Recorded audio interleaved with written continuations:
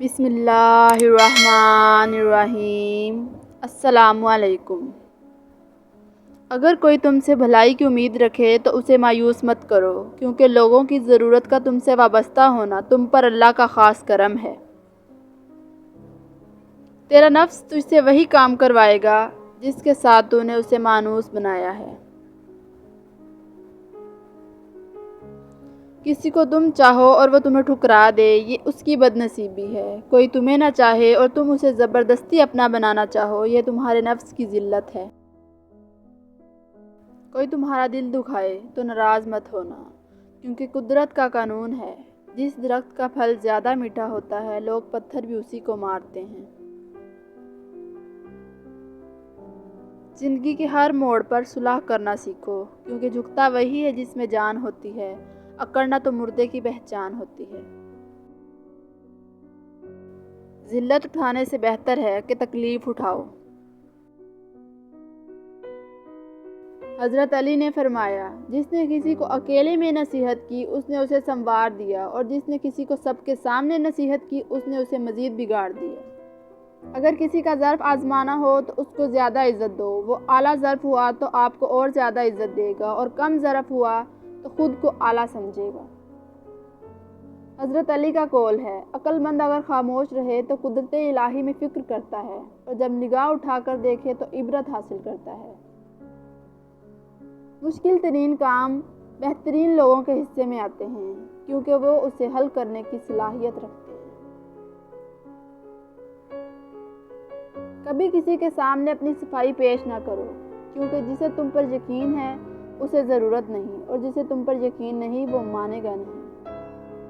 زندگی کو ضروریات میں رکھو، خواہشات کی طرف نہ لے جاؤ۔ ضروریات فقیروں کی بھی پوری ہوتی ہیں اور خواہشات بادشاہوں کی بھی رہ جاتی ہیں۔ بلا شبہ وہ شخص کامیاب ہوا جس نے نور ہدایت سے اپنے قلب کے چراغ کو روشن کیا، ہوائے نفس کے جذبات سے خائف ہوا، ایمان کو آخرت کی نجات کا ذریعہ بنایا، اور تقوی پرہیزگاری کو آخرت کے لیے بہترین توشہ بنایا۔ حضرت علی نے فرمایا، انسان کو اچھی نیت پہ وہ انعام ملتا ہے جو اچھے مال پہ بھی نہیں ملتا، کیونکہ نیت میں دکھاوا نہیں ہوتا۔ کبھی تم دوسروں کے لیے دل سے دعا مانگ کر دیکھو، تمہیں اپنے لیے دعا مانگنے کی ضرورت نہیں پڑے گی۔ لوگ پیار کے لیے ہوتے ہیں اور چیزیں استعمال کے لیے۔ بات تب بگڑتی ہے جب چیزوں سے پیار کیا جائے اور لوگوں کو استعمال کیا جائے۔ میں جنت کے شوق میں عبادت نہیں کرتا، یہ تجارت ہے۔ میں دوزخ کے خوف سے عبادت نہیں کرتا، یہ عبادت نہیں غلامی ہے۔ میں عبادت صرف اس لیے کرتا ہوں کہ میرا اللہ عبادت کے لائق ہے۔ عادت پر غالب آنا کمال فضیلت ہے۔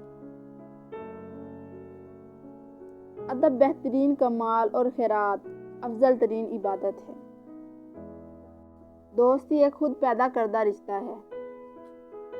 فضول امیدوں پر بھروسہ کرنے سے بچ، کہ یہ احمقوں کا سرمایہ ہے۔ جو شخص اپنی قدر آپ نہیں کرتا، کوئی دوسرا شخص بھی اس کی قدر نہیں پہچانتا۔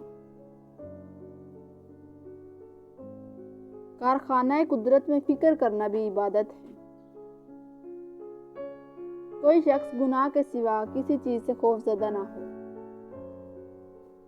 ماں کی حفاظت کرنی پڑتی ہے اور علم تیری حفاظت کرتا ہے۔ مصائب کا مقابلہ صبر سے اور نعمتوں کی حفاظت شکر سے کرو۔ مظلوم کی بد دعا سے ڈر، کیونکہ اس کی بد دعا شعلے کی طرح آسمان کی طرف لے جاتی ہے۔ موت ایک بے خبر ساتھی ہے۔ سب سے بہتر وہ لقمہ ہے جسے اپنی محبت سے حاصل کیا جائے۔ صرف اللہ تعالیٰ ہی سے امیدیں اور آرزویں وابستہ رکھو۔ یہ نہ دیکھو کہ کون کہہ رہا ہے، بلکہ یہ دیکھو کہ کیا کہہ رہا ہے۔ اگر کوئی تم کو صرف اپنی ضرورت کے وقت یاد کرتا ہے تو پریشان مت ہونا، بلکہ فکر کرنا کہ اس کو اندھیروں میں روشنی کی ضرورت ہے اور وہ تم ہو۔ لوگوں سے یاد نہ کرنے کا شکوہ مت کرو، کیونکہ جو انسان اپنے رب کو بھول سکتا ہے وہ سب کو بھول سکتا ہے۔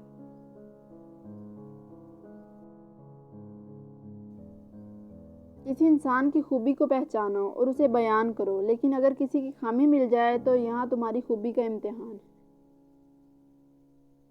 زیادہ ہوشیاری دراصل بدگمانی ہے۔ حضرت علی نے فرمایا، میں آسمان کے راستوں کو زمین کے راستوں سے بہتر جانتا ہوں۔ وقت اور دولت دو ایسی چیزیں ہیں جو انسان کے اختیار میں نہیں۔ وقت انسان کو مجبور اور دولت مغرور بنا دیتی ہے۔ حق نجات دیتا ہے اور باطل برباد کر دیتا ہے۔ اگر دوستی تمہاری کمزوری ہے تو تم دنیا کی سب سے طاقتور انسان ہو۔ نیکیوں سے میل جول رکھو تو تم بھی نیک ہو جاؤ گے۔ مولا کائنات نے فرمایا، 3 چیزیں تباہ کر دینے والی ہیں، جس نے ابلیس کو اس کے رتبہ سے گرا دیا، جس نے آدم کو جنت سے نکال دیا، جس نے آدم کے بیٹے کو اپنے بھائی کے قتل پر آمادہ کیا۔